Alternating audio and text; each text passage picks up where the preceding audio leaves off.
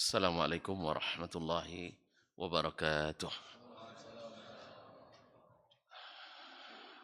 Innal hamdalillah nahmaduhu wa nasta'inuhu wa nastahdihi wa nastaghfiruhu wa natubu ilaih wa na'udzu billahi min shururi anfusina wa sayyiati a'malina may yahdihillahu fala mudilla lahu wa may yudlil fala hadiya lahu. Ashhadu an la ilaha illallah wahdahu la syarika lahu wa asyhadu anna Muhammadan abduhu wa rasuluh la nabiyya wa la rasula ba'da. Ya ayyuhalladzina amanu taqullaha haqqa tuqatih wa la tamutunna illa wa antum muslimun. Ya ayyuhan nas ittaqu rabbakum alladzi khalaqakum min nafsin wahidah wa khalaqa minha zawjaha wa batha minhuma rijalan katsiran wa nisaa'a wattaqullaha alladzi tasaaluna bihi wal arham innallaha kana 'alaikum raqiba. Ya ayyuhalladzina amanu taqullaha wa qulu qawlan sadida yuslih lakum a'malakum wa yaghfir lakum dhunubakum wa man yuti'illaha wa rasulahu faqad faza fawzan 'azima. Amma ba'du fa inna asdaqal hadithi kitabullah wa khairal hadi hadi Muhammadin sallallahu alaihi wasallam wa syarrul umuri muhdatsatuha wa kullu muhdatsatin bid'ah wa kullu bid'atin dhalalah. Ma'asyiral muslimin, ma'asyiral muslimat, al-hadirin wal hadirat wal mustami'in wal mustami'at wal musyahidin wal musyahidat. Bapak dan ibu-ibu, saudara-saudara dan saudari-saudari, para hadirin wal hadirat, alim ulama, cerdik pandai, tokoh adat, tokoh masyarakat, semua yang hadir ataupun yang mendengarkan melalui 91,1 FM serta yang menyaksikan melalui media live streaming dimanapun berada. Bersyukur juga kita kepadanya karena nikmat Allah sungguh besar kepada kita. Sampai hari ini dan sampai detik ini kita masih bisa menikmati masa-masa untuk mencari dan menambah pahala. Mudah-mudahan kedatangan kita diterima sebagai kedatangan orang-orang yang bersyukur dan mendekatkan diri kepadanya.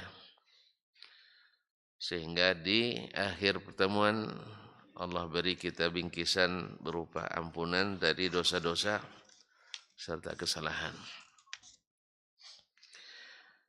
Selanjutnya salawat dan salam kepada Nabi besar Muhammad sallallahu alaihi wasallam yang kita berusaha dengan sekuat yang kita bisa untuk senantiasa menjunjung tinggi titah dan perintahnya dan menjauhi larangan dan tegahnya, dan berusaha pula untuk meniru meneladaninya. Mudah-mudahan semakin cinta kita kepadanya, semakin dekat kita kepadanya. Mudah-mudahan di akhirat kita tergabung dalam barisannya. Semoga yang termasuk yang awal-awal masuk surga. Semoga tanpa hisab, tanpa azab. Adanya harus pakai hisab dimudahkan, tidak dipersulit. Oleh sebab itu permudahkanlah segala urusan, karena balasan sesuai dengan perbuatan. Ma'asyiral muslimin wa ma'asyiral muslimat, bersama Imam Asy-Syafi'i rahimahullah masih dalam bab An-Nasikh wal Mansukh. Beliau ingin jelaskan bahwa tidak ada pertentangan antara ayat Al-Quran dengan sunnah Nabi alaihi salatu wassalam. Sehingga kalau dikatakan bertentangan, orang akan mudah sekali mengklaim dengan berbagai alasan, di antaranya Al-Quran lebih tinggi derajat daripada hadis, maka didahulukan Al-Quran. Atau bisa saja orang mengatakan ini hadis lebih dahulu lalu dinasakh dengan umumnya Al-Quran. Dan seterusnya. Karena masalah ini memang kalau tidak dipahami dengan benar, seperti hari ini berapa banyak orang melaksanakan amalia khusus dengan dalil-dalil umum.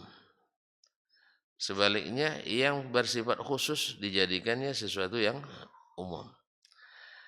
Ini akibat daripada kurang memahami atau tidak peduli. Yang penting asal sesuai dengan keinginan, laksanakan. Allah musta'an. Beliau sudah menjelaskan kemarin bahwasanya firman Allah SWT, wa halallahu al-bai'a wa harrama riba. Allah halalkan jual beli dan diharamkannya riba.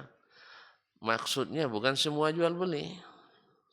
Walaupun hukum asalnya jual beli itu adalah halal. Tapi ada yang dikecualikan dengan dalil khusus.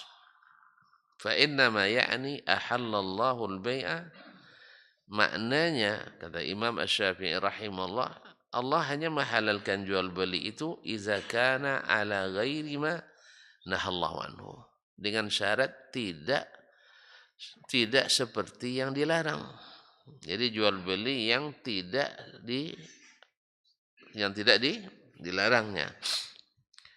Fi kitabihi, di dalam kitabnya yaitu Al-Qur'anul Karim, atau ala lisani nabiyhi, atau melalui lisan nabinya sallallahu alaihi wasallam. Memang hukum asal halal jual beli.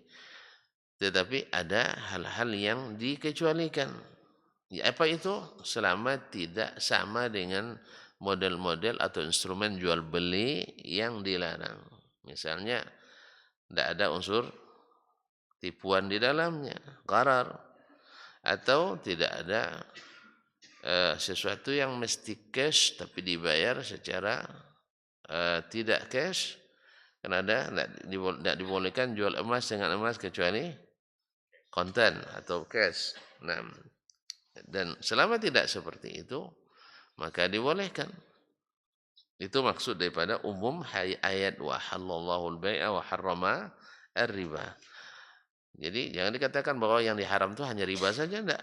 Ada yang lain yang tidak dihalalkan juga. Karena apa? Tidak sesuai atau masuk kategori yang dilarang oleh Nabi alaihi salatu wasallam. Wa kadzalika qaulu, yakni demikian pula firman Allah Subhanahu wa taala, wa halallahu ma wara'a dzalikum, dan Allah halalkan semua wanita yang tidak disebutkan dalam ayat tadi yang 14 itu. Pokoknya apa selain itu silahkan. Itu juga maksudnya bima ahallahu Allahu minan nikah, yaitu yang Allah halalkan. Jadi yang halal itu memang yang Allah halalkan. Minan nikah, baik nikah wa milkil yamin fi kitabihi, atau perbudakan atau penghambaan sahaya yang di dalam kitab sudah jelaskan. La annahu abahahu bi kulli wajhin. Bukan maksudnya Nabi menghalalkan selain yang 14 segalanya, tidak. Ya, karena ada yang dilarang. Wa hadza kalamun Arabi. Ini adalah perkataan atau bahasa Arab asli. Jadi orang Arab paham ini katanya. Orang Arab langsung paham ini. Bahwasanya ada umum, tapi yang dimaksud adalah ada yang dikhususkan daripada kecuali kepadanya. Sampai di sini kemarin ya. Qultu lahu, kata Imam Asy-Syafi'i rahimahullah, dan saya katakan kepadanya, lau jaza an tutraka sunnatun mimma dhahaba ilaihi man jahila makana as-sunani minal kitab turika ma wasafna minal mashi 'alal khuffaini. Andainya boleh, ya seandainya dibolehkan secara retorikanya, secara logikanya, ditinggalkan as-sunnah mimma zahaba ilaihi man jahila makana sunan, andainya boleh ditinggalkan sunnah karena alasan ayat umum tadi, mimma dhahaba ilaihi man jahila makana sunan, yaitu mazhab orang yang jahil terhadap kedudukan sunnah, tidak paham dia kedudukan sunnah, minal kitab, dari Al-Quranul Karim, turika ma wasafna minal masyi alal khuffain, pasti ditinggalkan hukum boleh mengusap dua sepatu. Apa sebab? Tidak ada dalam Al-Quranul Karim. Nah, wa ibahatu kulli man lazima ismu bai'. Demikian pula konsekuensinya boleh segala transaksi yang masuk kategori jual beli. Boleh semuanya. Karena Allah katakan wa halallahu al-bai'a. Al-bai'a alif lam itu lil istighraq, maknanya umum. Nah, wa ihlalu ay yujma'a bainal mar'ati wa ammatiha wa khalatiha. Rahmatullah. Demikian pula halal, akibat itu halal pula di poligami antara seorang wanita dengan dengan bibinya, wa khalatiha, atau bibi juga ya, saudara bapak dan saudara ibunya. Itu konsekuensinya. Karena wa halallahu wa uhilla lakum ma wara'a dzalikum, karena dihalalkan selain daripada yang disebutkan itu. Wa ibahatu kulli dhinabin minas siba, demikian pula boleh pula memakan seluruh binatang liar atau buas yang bertaring. Karena itu hanya ada dalam hadis Nabi alaihi salatu wassalam. Wa ghairu dzalik, dan selain itu. Wala jaza ayyuqal, kalau itu juga dilakukan boleh pula dikatakan sannan nabiyyu sallallahu alaihi wasallam alla yuqta'a man lam tablugh sariqatu ruba' dinar. Orang juga akan mengatakan Nabi dulu awalnya menyunahkan tidak dipotong tangan orang pencuri, tangan pencuri yang curiannya tidak sampai seperempat dinar. Ya, 4 dinar ya sekitar 2 juta, 3 juta lah ya. Dibagi 4 sekitar 7,5, 750.000. Kalau tidak sampai 700.000 nilainya, tidak dikenakan had, bukan tidak dihukum, jangan salah paham. Kalau alhamdulillah bebas rupanya, bukan. Nah, hukuman lain, tapi yang hukuman had potong tangan tidak. Tapi hukuman tetap dilaksanakan. Ada nanti. Jadi bukan maknanya mencuri tidak ada hukum sama sekali. Ada namanya ta'zir. Nah, ada hukuman sanksi ada, tetap ada. Karena mencuri itu adalah pidana. Cuman sampai potong tangan tidak. Orang akan klaim lagi. Kalau seandainya dianggap bertentangan Al-Quran dan Sunnah, orang bilang lagi dulu Nabi mengatakan tidak sampai seperempat dinar, maka tidak dipotong tangannya. Lalu turun ayat, thumma nazala alaihi, kemudian turun ayat, wassariqu wassariqatu faqta'u aydiyahuma, pencuri laki-laki dan pencuri perempuan potong tangannya. Bersifat umum lagi. Berarti yang kemarin sudah dinasakh dengan ini. Faman lazimah husmu sariqatin qati'. Konsekuensinya siapapun mencuri, berapapun jumlah yang dicuri, dalam kondisi apapun dia mencuri, maka dipotong tangannya. Baik. Wala jaza ayyuqal. Imam Syafi'i menyebutkan, dan boleh pula nanti orang mengatakan innama sanna nabiyyu sallallahu alaihi wasallam ar-rajma 'ala ats-tsayyibi hatta nazalat 'alaihi.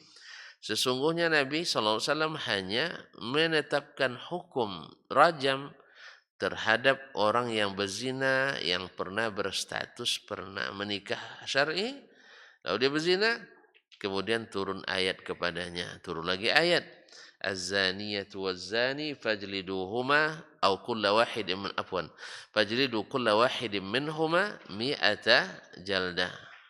Perempuan yang berzina dan laki-laki yang berzina masing-masing dicambuk 100 kali. Sehingga dengan demikian fayujladul bikru wathayyibu wala narjumuhu, sehingga dicambuklah orang yang berzina, baik yang masih perjaka atau apa namanya, ada gadis yang belum pernah menikah dan juga orang yang sudah pernah menikah, hukumnya jadi sama. Wala narjumu, dan tidak kita rajam. Dan boleh pula wa ayyuqala fil buyu'i allati harrama Rasulullah, akan orang katakan pula pada jual-jual beli yang diharamkan oleh Rasulullah SAW, innama harramaha qabla tanzil, dia hanya haramkan sebelum turunnya ayat. Falamma nazalat, setelah turun ayat wa halallahu al-bai'a wa harrama riba, Allah halalkan jual beli dan haramkan riba, kanat halalan, sehingga semua jual beli menjadi halal. Jadi ini konsekuensi bagi orang yang mengatakan bertentangan antara Al-Quran dan Sunnah Nabi alaihi salatu wassalam. Bisa saja dimaju mundurkan oleh mereka. Nah, oleh sebab itu yang yang seperti itu disebut oleh Imam Asy-Syafi'i rahimahullah taala sebagai bentuk kejahilan terhadap syariat. Dan itu sampai hari ini masih ada. Sampai ini masih ada. Dulu orang di masa Nabi Isa alaihissalam ada orang yang para pengingkar al-ba'ts, ad-dahriyin. Orang-orang yang tak percaya hari berbangkit. Lalu Nabi Isa menjelaskan itu. Sehingga di antara mukjizatnya adalah bisa menghidupkan orang mati. Karena orang tidak percaya ada hidup setelah mati. Nah, nih. Demikian kemudian di masa-masa juga Allah jadikan peristiwa Ashabul Kahfi pada masa itu. Masih ingat Ashabul Kahfi, Pak? Ini tidak baca surah Al-Kahfi lagi nampaknya. Sejak Taif hadis tidak baca lagi surah Al-Kahfi. Kan tiap hari dibaca, termasuk juga hari Jumat. Jadi kaum muslimin Ashabul Kahfi itu Allah datangkan mukjizat ini di saat orang sedang gencar-gencarnya mengingkari kehidupan setelah mati. Maka Allah jadikan itu sebagai bukti. Mereka ditidurkan di dalam gua selama 700 300, mantap. Kan itu. Berarti masih baca nampaknya. Selama 309 tahun. Walabithu fi kahfihim 300 sinina wazdadu tis'a. Mereka diam dalam gua tersebut selama 309 tahun. Dan supaya tidak terganggu mereka tidur lelapnya, kan tidur mereka, maka Allah datangkan rasa takut kepada siapapun yang mendekat. Ya kan? Siapapun yang mendekat akan ketakutan. Tidak ada, bahkan dalam sejarah itu disebutkan sampai cucu-cucu mereka sendiri yang mencoba untuk mendekat. Ya kan? Karena ada semacam penasaran seperti apa datuk-datuk kami itu kan, coba mendekat. Dan juga para alim ulama mereka mencoba juga, yang mana tahu bisa jadi surprise bagi pengikutnya. Juga mereka serba ketakutan. Allah yang masukkan ketakutan itu. Asal dekat ketakutan semuanya. Ya sih? Law tala'ta ila mul'ta minhum ru'ba. Kalau kamu mendekat, kamu akan ketakutan yang luar biasa. Masyarul kiram dirahmati Allah. Sampai hari ini masih ada orang yang lebih mengikuti logikanya, mengingkari azab kubur, masih ada juga sampai sekarang. Karena dia tidak percaya sebelum melihat. Ya lihatlah nanti. Iya kan? Tidak percaya sebelum melihat. Makanya sebenarnya orang-orang seperti ini, kalau tidak percaya orang belum melihat, antum tidak pernah melihat akal antum. Ya Pak ya? Kan orang ini kan mengandalkan logika nih. Logika itu lebih hebat daripada Al-Quran dan Sunnah. Andalkan logika. Kalau dia tidak percaya kecuali yang sudah dilihatnya, silahkan lihat dulu. Atau tidak usah percaya sama akalnya, karena dia tidak pernah melihatnya. Tidak pernah pula merasakannya. Akal itu apa rasanya? Manis, masam, pedas. Tidak bisa. Jadi kaum muslimin sampai hari ini masih ada. Mudah-mudahan Allah SWT menjadikan kita terlindungi dari hal tersebut. Ini adalah salah satu bentuk kejahilan. Dia orang cerdas mungkin jahil. Orang cerdas mungkin jahil. Tidak mungkin. Itu contoh orang cerdas. Fir'aun cerdas pun tidak. Jahil pun tidak. Barangkali antum tidak paham pertanyaannya, maka jawabannya lain. Al-jahilu, apa makna jahil? Bukan bodoh. Itulah salah antum menerjemahkan. Jahil itu tidak tahu. Ana jahil tu hadil masalah. Saya tidak mengetahui masalah ini. Jadi terjemahan bodoh bukan salah itu. Kalau yang bodoh tu gabi. Atau gabi katanya itu bodoh itu. Ahmaq, ya, dungu, safi. Tapi kalau jahil enggak, jahil tu tidak tahu. Makanya jangan marah nanti. Anta jahil katanya. Jangan marah dulu. Anta tajhalu hadzal makna. Orang kita ini kan kadang suka marah kan? Suka menterjemahkan, sah? Suka menterjemahkan sendiri apa yang misalnya orang Arab tu kalau marah dia bilang Allah yahdik. Semoga Allah memberi kamu hidayah. Jelas ya? Nah, jadi sebagian ketika kita doakan semoga Ustaz dapat hidayah, kamu kira saya sesat ya katanya. Kamu kira saya sesat. Antum kalau didoakan dapat hidayah itu bagi saya ya, walaupun antum dalam keadaan marah, saya tidak akan marah. Sebab apa? Doanya baik. Dalam keadaan marah pun masih dapat hidayah. Allah yahdik, semoga Allah engkau dapat hidayah. Tapi orang yang memang hatinya berpenyakit, orang yang berpenyakit didoakan dapat hidayah, dia malah berbalik. Kamu tuduh saya sesat ya? Tidak usah ditafsirkan ya. Kalau itu tafsirkan pasti tafsir buruk juga yang keluar. Karena hati memang sedang, ya namanya sedang sakit, hati sakit. Nah, hati sakit, senyum pun orang sama kita. Cobalah Pak, ketika dia sedang marah, Bapak senyum-senyum, apa dibilangnya? Jangan senyum-senyum kan? Dikiranya kita senyum-senyum cemooh kan itu.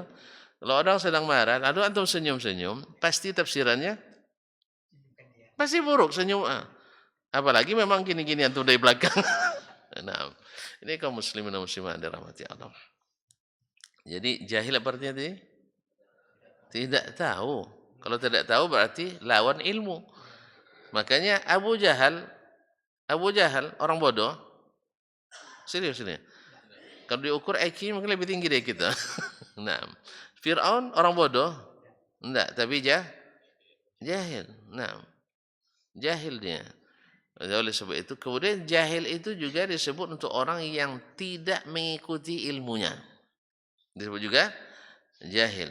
Nah, dia tahu kebenaran, tetapi dia tidak mengikutinya. Berarti orang ini masuk juga dalam bab jahiliyah.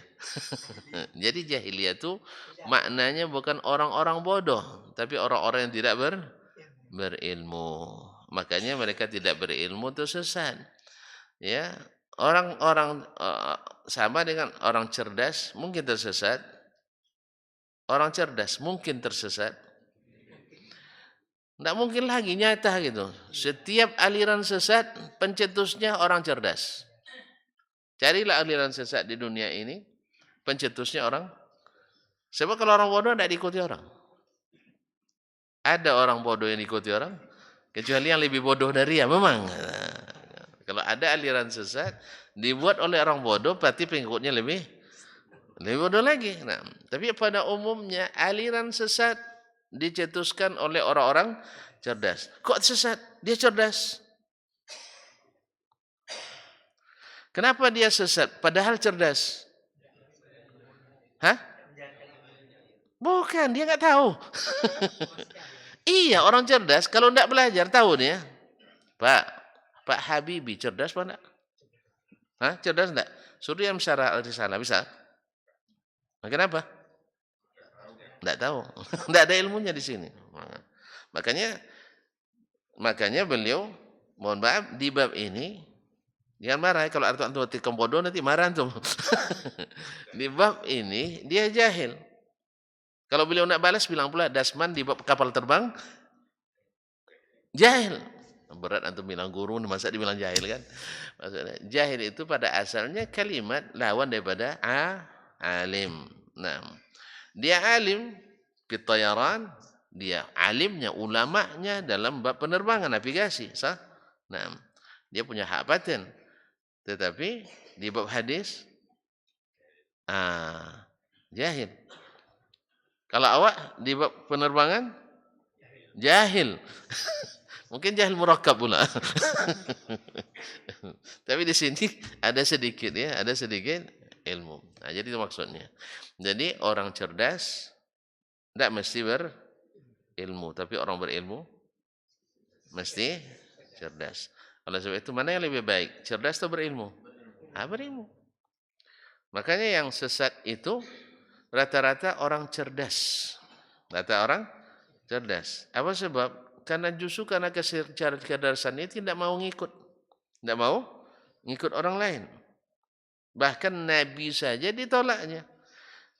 Nabi ditolaknya dengan alasan ini hadis tidak sampai ke Nabi kecuali melalui perorangan. Perorangan itu mungkin benar, mungkin salah. Jadi kemungkinan benar atau salahnya itu yang dia pikir. Padahal yang nyatanya dia kenyataannya benar. Hadis itu. Itu Pak, saya belajar hadis lagi gitu Pak. Sekarang Pak, kalau contoh lah ya, contoh konkret ini. Antum belajar dengan saya. Kenapa mau belajar dengan saya? Apa belajar dengan saya? Tiap Jumat ini. Kenapa mau? Ya karena yakin dengan saya, sah. Setelah Bapak cek ternyata yang saya baca benar itu. Kemudian dicek ternyata yang saya pahami sebagian besar ya. Mungkin ada salah ya, tapi belum ada Bapak bilang yang salah kan belum kan? Belum ketemu kan? Misalnya. Akhirnya yakin bahwa apa yang saya katakan itu benar. Sehingga mau kita menerimanya. Nah sekarang Imam Al-Bukhari, mana lebih hebat daripada Imam Dasman Ma'ali? Bapak tidak percaya saya jadi imam, Pak. Imam Masjidil Haram, Pak. Jemaah terlambat. Iya. Sering jadi imam di Masjidil Haram. Sering jadi imam di Masjid Nabawi. Apalagi Masjid Quba. Tapi jemaah masbuk. Iya. Lumayan lah, Pak. Supaya kan jadi imam kan. Nah. Jadi kaum muslimin dan muslimat. Jadi salah saya bilang Imam Dasman. Kan tidak salah. Baik. Kaum muslimin dan muslimat rahmatullah. Imam Al-Bukhari sekarang ini kan contoh nih. Tuan-tuan saja percaya dengan Dasman. Karena apa? Karena terbukti. Kan lumayan lah sudah sejak 2009 saya pulang kan. Ya, sebagian ada wait and see awal-awalnya kan. Ada juga. Itu saya sadari itunya. Biasalah. Tengok dulu track recordnya dulu. Nah. Kan ya, biasa. Saya kan gitu juga. Bukan apa-apa aja. Sama. Apa yang saya buat itu juga dilakukan ke saya memang. Nah, jadi tengok. Ternyata lurus-lurus. Lurus-lurus saja. Baik. Nah, Imam Al-Bukhari pasti lebih hebat dari kita semua. Imam Al-Bukhari lebih hebat dari kita semua ini. Bahkan tidak ada seorang ahli hadis pun sejak masa beliau sampai hari ini yang mengaku lebih hebat dari Al-Bukhari. Enggak ada. Sekarang beliau meriwayatkan dari syekhnya. Dan syekhnya ramai. Ratusan. Dan orang-orang bukan kelas-kelas kita juga. Tidak kelas-kelas kita juga. Sampai Imam Az-Zahabi wafat 748 mengatakan orang yang paling lemah hafalannya di masa Imam Al-Bukhari itu adalah seperti orang yang paling kuat hafalannya di masa kita. Itulah kata mereka. Pak ya, kita sekarang kan kagum anak-anak kita misalnya bisa dia menghitung ayat Al-Quran secara mundur, bisa halaman sekian dan sebagainya ya. Itu kata Imam Zahabi, orang yang paling lemah hafalannya di zaman Imam Al-Bukhari. Sebab ada enggak sekarang? Sekarang ada memang tapi jarang. Sekali baca 5 halaman atau 50 halaman hafal semuanya, ada. Ada Pak. Saya Google. Langsung hafal dia. Nah, di zaman itu banyak enggak payah nyari yang kayak gitu tuh. Ya, mungkin tuan-tuan pernah dengar kisah Abu Ja'far Al-Mansur, khalifah, orang yang sibuk dengan urusan rakyat, tapi hafalannya tidak rusak. Ini kalau yang begini yang jadi pemimpin ini, hafal dia berapa kebutuhan daerah ini nih kebutuhannya. Masyaallah kiram, sekali dengar langsung hafal semuanya. Iya Pak, Bapak baca misal syair 100 bait atau bait, ya apa? Bukan waris, bait. Baris ya, baris, baris. Satu bait syair itu 100 bait, lalu diulangnya kembali, hafal tanpa salah. Ada, kita nak coba 2 bait aja lah. Siapa yang hafal kasih hadiah. Ada yang mau coba enggak? 2 bait, enggak usah 100. Ya saya? Nah. Imam Al-Bukhari rahimahullah dites oleh ulama-ulama besar hadis di Baghdad. Orang kan dengar nama besarnya, kita teslah dia. Kita tes, coba. Lalu mereka siapkan 10 penanya, 10 orang penanya, pakar-pakar hadis, hafiz-hafiz hadis. Apa yang mereka lakukan? Dicampur aduk itu hadis. Masing-masing pertanyaannya 10. Pertanyaan pertama, qulta hadatsana fulan an fulan, dibolak-balik sanad dan matannya. Matan ini letak di sanad ini letak. Dia bilang, la adri, saya enggak tahu. Selesai pertanyaan pertama 10 enggak ada, dia bilang la adri, saya enggak tahu. Orang sudah mulai gelisah, ikut ya Bukhari ini. Orang kan mulai, kita kan memang kalau enggak tahu itu memang suka komentar yang, makanya kalau komentar yang paling buruk itu selalu ada orang yang enggak tahu. Saya sudah uji itu. Ya, rata-rata orang yang tahu, walaupun banyak yang sok tahu banyak. Saya telusuri seluruh yang komentar tidak baik itu, saya telusuri sampai ke rumah maknya. Sampai gimana dia isi. Ternyata orang-orang tidak tahu memang. Makanya Bapak jangan baperan kalau dikomentari tidak baik ya. Ya, sabar aja lau idza khatabahumul jahiluna qalu salama. Kalau tidak kurus Bapak nanti. Maka saya tidak tambah kurus di sini, tambah gemuk saya. Apa sebab saya tidak ngaruh dengan komentar orang-orang tidak paham itu. Ya, rata-rata yang komentar buruk itu orang-orang yang tidak paham. Nah, rata-rata ya, ada juga satu-satu yang sedikit paham tapi salah paham. Tidak apa-apa lah. Nah, tidak usah dipikirkan itu. Nanti pusing kita, kurus badan. Tidur tak sedap, makan tak nyenyak. Terbalik Pak. Makan tak sedap, tidur tak nyenyak. Lebih baik makan tak sedap, tidur tidak terganggu. Kan tidak boleh, tidur terganggu itu penyakit kan. Nah, makanya jangan sampai terganggu tidur. Seberat apapun masalah, tak ada boleh risau. Tak boleh risau. Sebab risau pun kalau terjadi tetap terjadi. Lebih baik tak risau. Jadi tidak double penyakitnya. Nah, Allah musta'an. Syekh, payah tu Ustaz. Bisa insyaAllah. Ya, selama Allah yang berikan keringanan.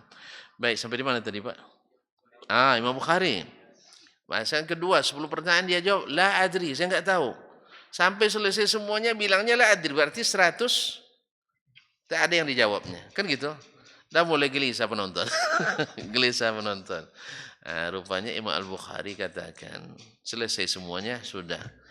Hadis yang pertama, alladzi qulta haddatsana fulan an fulan hadza khata. Disebutkan seluruhnya yang pertama kali didengarnya tadi. Yang salah itu. Kalau dia menghafal yang betul, enggak menakjubkan. Tapi yang baru didengar, yang dibolak-balik itu langsung hafal. Gimana Pak? Ada yang bisa? Enggak kan? Makanya orang yang enggak tahu tentang Al-Bukhari, yang hanya memikirkan hadis secara logika, dia enggak tahu.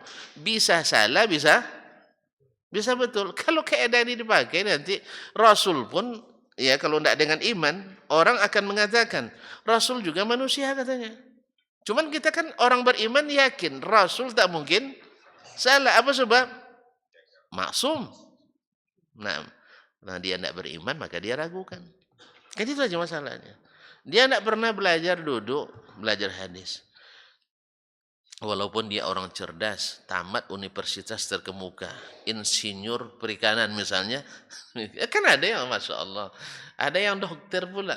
Kadang mengatakan saya berani untuk bermubahalah. Batu mubahalah. Andainya saya ini salah, saya dimatikan Allah SWT. Allah tidak bisa diuji dengan itu. Allah tidak tes. Kalau saya salah, ya Allah matikan aja. Lah dulu Abu Jahal bilang kepada Allah SWT, andainya Muhammad ini benar, maka turunkan kepada kami hujan batu. Ditantang dulu. Nah, Allah tidak tunduk dengan apa yang antum ujian antum. Percaya tidak percaya ini mukjizat, yakin silakan, terima silakan, tidak beriman pilihan sendiri. Jelas? Yang jelas ya sudah Rasul. Dan Rasul itu diselanjutkan oleh para ulama. Al-ulama warasatul anbiya. Nah, Al-Bukhari rahimahullah selektif dalam memilih gurunya dan dia tidak sembarang memilih gurunya. Kemudian syekhnya lagi dan seterus sampai ke Rasulullah sallallahu alaihi wasallam. Lalu ada orang meragukan informasi itu. Orang seperti ini kaum muslimin, ya, dah siang pun hari dia bilang tetap malam juga sebab matanya buta. Dah berat kemungkaran, dia bilang dia enggak melek, enggak tahu di mana yang baik, mana yang mungkar. Yang seperti ini wa idza khatamahumul jahiluna wa idza marru billahi marru kirama. Ini kita tinggalkan aja lah. Cuman masalahnya fitnahnya kepada orang-orang yang sejenisnya. Orang-orang yang sejenisnya. Ini makanya kewajiban dakwah, kewajiban menyebarkan ilmu, menjelaskan mana yang hak, mana yang batil itu semakin berat. Sebab apa? Lawannya semakin berat pula. Orang punya basic kekuatan sosial, ya kekuatan titel, kekuatan bahkan ormas dan sebagainya. Tapi Allah SWT lebih kuat dari segalanya. Yang kau lakukan, yang kita lakukan hanya menjelaskan. Tidak boleh memaksakan. Jelaskan. Tapi kadang-kadang menjelaskan itu dihitung memaksa. Ya, biasanya yang menjelaskan tanpa memaksa itulah yang dituduh keras. Sedangkan yang suka mempersekusi dan memaksa itu dianggap yang lembut, yang lembut-lembut. Nah, Allah musta'an. Kaum muslimin kaum muslimat dirahmati Allah Subhanahu wa taala. Kemudian beliau melanjutkan warriba ayyakuna lirrajuli 'ala ar-rajuli ad-dainu fayahillu fayaqul. Riba itu kemudian beliau mendefinisikan riba yang dimaksud. Kan Allah haramkan riba. Nah, lalu dia jelaskan riba itu seperti apa? Yaitu seseorang punya tanggungan hutang. Fayahillu lalu jatuh tempo. Hutangnya jatuh tempo. Fayaqul lalu dia berkata, minta ataqdi am turbi. Yang pemilik hutang maksudnya yang meminjamkan atau yang krediturnya ya. Krediturnya mengatakan ataqdi am turbi. Kamu bayar sekarang atau ada tambahan. Artinya kalau tambah waktu, tambah uang, tambah air, tambah gula, tambah air, tambah sagu, tambah air, tambah gula, Pak. Macam tidak biasa minum kopi aja, Pak. Kalau dituyung, Pak, tidak manis lagi dia. Perlu tambah gula. Jadi itu maksudnya. Jadi kalau kau nak tambah waktu, tambah uangnya, bayarannya. Nah, ini namanya riba. Auturbi. Memang bahasa mereka auturbi. Riba. Fayuakhiru anhu wa yazidu fi malihi. Maka sang pemberi hutang melambatkan waktu memberi tenggat tetapi hartanya bertambah. Wa asbahun lihada katsiratun. Yang serupa ini kata Imam Asy-Syafi'i rahimahullah sangat banyak. Sangat banyak. Sampai hari ini masih ada. Kaum muslimin dan muslimat rahmati Allah. Orang jahiliyah dulu tahu enggak bahwa riba itu haram? Enggak tahu. jahil tidak tahu. Kan sudah saya bilang tadi jahil 2 macam. Bapak lupa lagi. Jahil itu 2 macam. Satu tidak tahu, satu tahu tidak mau tahu. Dah. Dan lupa nyatat rupanya. Nah, ada jahil karena nggak tahu atau jahil tidak mau tahu. Dia tahu. Apa buktinya? Nah, buktinya ketika mereka hendak mendirikan atau merenovasi Ka'bah karena runtuh akibat banjir bandang. Umur Nabi 35 tahun waktu itu. Apa yang mereka syaratkan? Mesti ini kan rumah Allah ini. Mereka tahu rumah Allah. Kok tahu Allah dari mana? Mereka yakin sama Allah apa enggak? Yakin sekali. Karena enggak sedikit nama Abdullah di masa jahiliyah. Apa arti Abdullah? Hamba Allah. Enggak tahu tuan-tuan? Enggak tahu bahwa di zaman jahiliyah banyak orang bernama Abdullah. Abdullah ibn Jud'an. Masih ingat kan? Yang kalau semusim haji itu potong sapi, potong apa? Onta 1000 ekor gratis untuk jemaah haji. Ada Abdullah ibn Mu'attal yang darahnya dihalalkan Nabi SAW karena tidak pernah berhenti mencela kehormatan Nabi SAW. Itu sudah kepribadi Nabi, bukan lagi menolak dakwah saja, tapi disebutnya Nabi begini, istri Nabi, nauzubillah. Ini kan kehormatan, masuk ke pribadi. Makanya orang yang menyerang pribadi, walaupun da'i, itu cirinya dakwah jahiliyah. Orang muslim, orang mukmin menyalahkan tapi tidak mencaci pribadi. Coba tengok dalam Al-Quran yang menyebut bodoh, yang menyebut dungu, yang menyebut ini dan itu. Biasanya apa? Orang-orang jahiliyah. Rasul yang diutus ke kalian ini gila katanya. Penyair dan seterusnya. Safi. Inna lanaraka fi safahatin. Kamu ni dungu Hud katanya. Nabi Hud dibilangnya dungu. Apa sebab dungu? Setelah jadi Rasul aja sebelumnya banyak anak jadikan menantu. Tapi setelah jadi Rasul berubah total. Kaum muslimin muslimat Allah. Makanya caci maki itu bukan ciri dakwah Islam. Nah, sebagaimana persekusi juga ciri dakwah Islam. Itu kan pemaksaan. Ya. Jadi habis hujjah keluar lempar meja. Itu tidak bagus. Nah, kaum muslimin muslimat. Jadi Abdullah banyak di masa jahiliyah itu.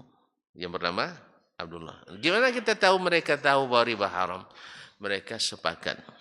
Kan berunding di DPR apa namanya? Ada juga DPR orang tua itu namanya Darun Nadwa. Darun Nadwa, pusat permusyawaratan Quraisy di masa jahiliyah dulu. Keputusannya bahwa segala biaya yang timbul akibat keputusan ini ditanggung secara bersama-sama dengan ketentuan sebagai berikut. Kan ada konsiderannya, tentu ada kan, berdasarkan ini dan seterusnya, memutuskan bahwa segala biaya yang timbul ditanggung secara bersama dan rata oleh masyarakat Mekah dengan ketentuan sebagai berikut. 1. Tidak boleh dari hasil riba. Loh, kenapa tidak boleh? Kenapa tidak boleh hasil riba? Ini Baitullah, rumah suci. Suci tidak boleh dikotori dengan barang kotor. Berarti riba haram apa tidak? Tahu mereka. Tahu, sama kita hari ini, tahu tidak riba haram? Semua tahu, tapi belum banyak yang mau tahu. Belum banyak yang mau tahu. Nah, yang kedua, tidak boleh hasil pencurian. Mereka suka nyuri waktu itu. Suka merampas hak orang. Tapi ini enggak boleh. Tahu mereka? Tahu, tapi tidak mau tahu. Berarti jahiliyah. Pak Adi, yang tahu tapi tidak mau tahu namanya jahiliyah juga. Nah, 3, tidak boleh hasil lokalisasi. Tahu lokalisasi? Bukan bikin lokal, lalu diisi, bukan. Maksudnya perzinahan. Kan waktu itu zina legal formal kan? Buktinya anak yang lahir dari situ dicatat dalam Disduk Pencapilnya. Tercatat resmi. Sebagaimana yang lain dapat KTP juga. Nah, resmi masuk dalam kartu keluarga.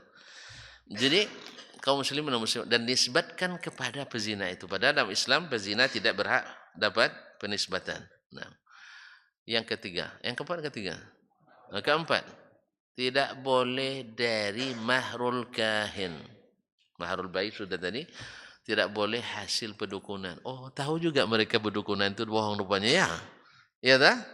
Berapa banyak hal-hal pidana yang terlaku akibat perdukunan. Mulai dari nuntut lemunya sampai kepada prakteknya. Allah musta'an. Kaum muslimin dan muslimat dirahmati Allah, mereka tahu juga.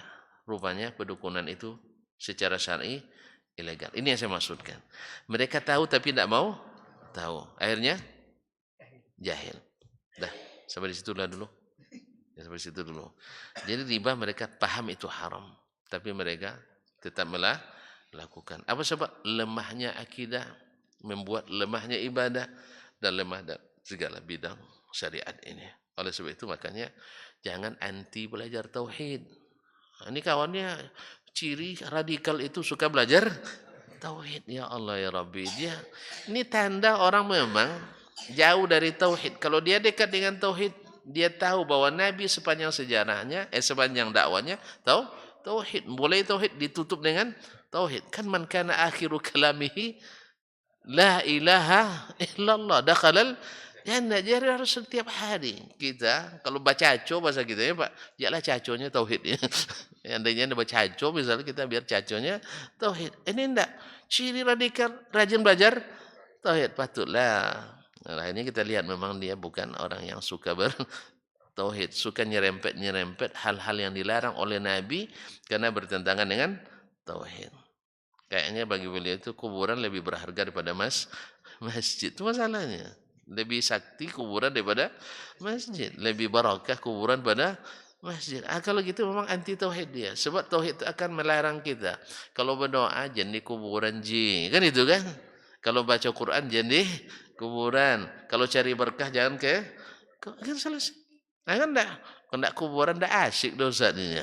Makanya kuburan kadang lebih ramai daripada masjid. Begini memang akan anti dengan tauhid karena tauhid kita menghendaki tidak beribadah kecuali lillah dan tidak beribadah kecuali ikut Rasulullah sallallahu alaihi wasallam. Makanya dianggaplah radikal karena bagi mereka menakutkan itu. Menakutkan. Oleh itu kaum muslimin dan muslimat dirahmati Allah, tauhid adalah kekuatan utama kita. Kalau tidak kuat di tauhid, lemah di ibadah, lemah di ikut sunnah Nabi SAW. Oleh sebab itu senantiasalah belajar tauhid walaupun berulang-ulang. Kan sudah sebutkan kisah seorang saya dulu. Kalau saya buka lagi nanti tambah waktu. Terima kasih dan mohon maaf. Wallahu taala alam. Wassallallahu ala nabiyina Muhammadin wasallam. Wassalamualaikum warahmatullahi wabarakatuh.